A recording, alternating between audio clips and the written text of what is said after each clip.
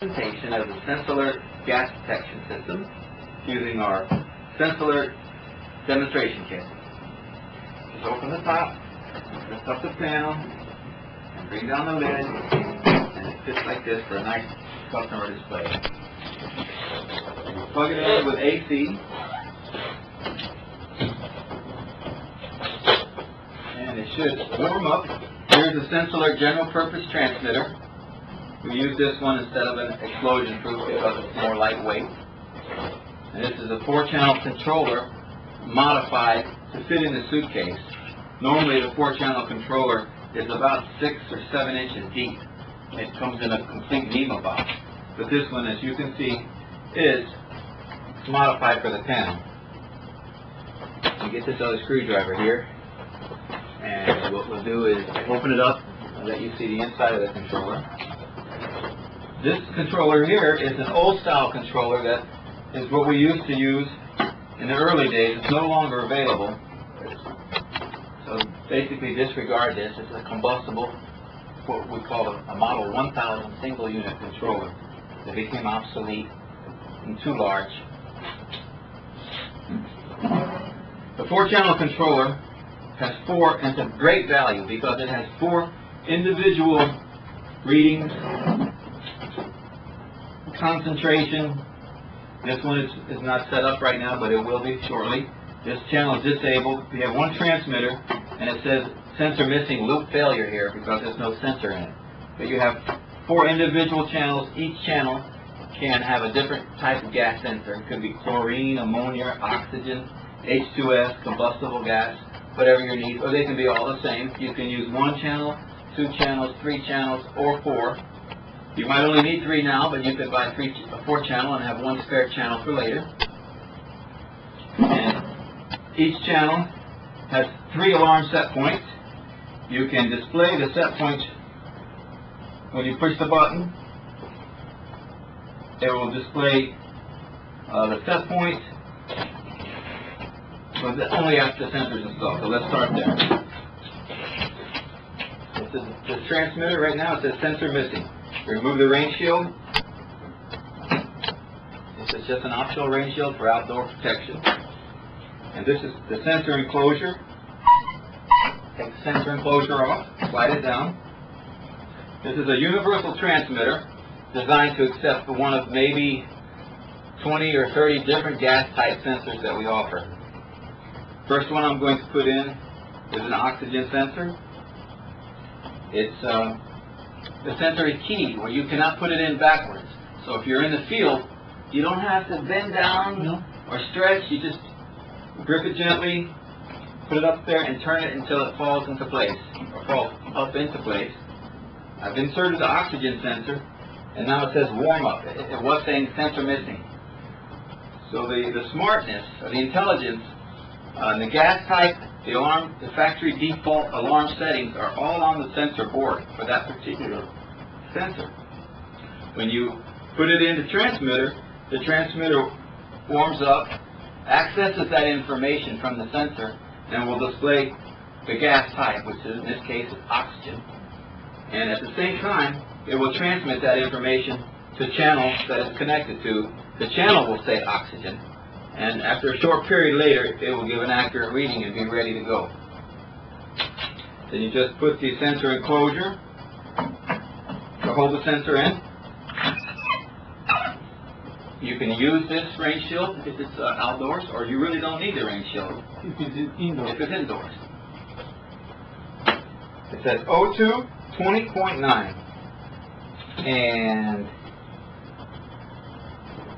pushes this button, get out of this where I left it. Channel select. There we go. So you have to use that switch? No. No switch. Nope. It's just that I left it in a state that it's normally not in. I left it in a programming mode, so we have to pull out the sensor. And it says sensor missing, and now restart the process. Now that it says oxygen, it says missing loop, it says warm up, and in a moment it will identify itself and send the signal. And in a moment, what we'll do is we'll take out the oxygen sensor and put in a combustible gas sensor, and the same process will happen. And we can test the oxygen sensor by cupping our hands and blowing on it, and it will respond accordingly. The oxygen should drop. If we had a butane lighter, we could test the combustible catalytic bead sensor and see it go up and trip the alarms. Still warming up.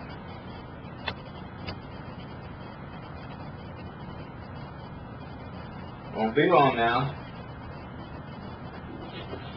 While it's warming up, let me state that this is the 4-channel controller. This is our brochure. We also have, here's the 4-channel controller right here. We also have a 2-channel controller.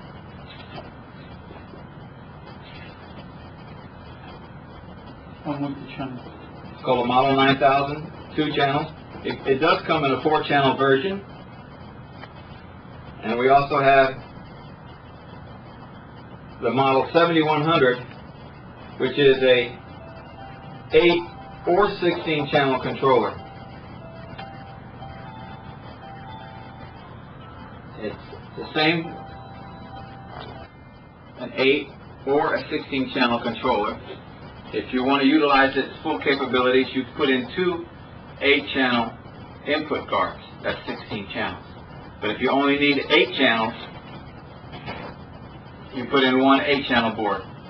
And you can always add the other 8 channels later. It's very versatile. It can control a multitude of products. It can receive signals from temperature gauges, anything with a 4 to 20 milliamp signal. It's designed, we sell it for our gas sensors, of course, but if you wanted to connect some temperature gauges or pressure gauges, anything with a 4 to 20 milliamp signal, it's fully programmable and configurable. You can just put the alphanumeric characters, wind direction, wind speed, whatever your needs are. You can utilize the additional channels in your facility. Okay. Please just cut while I figure out.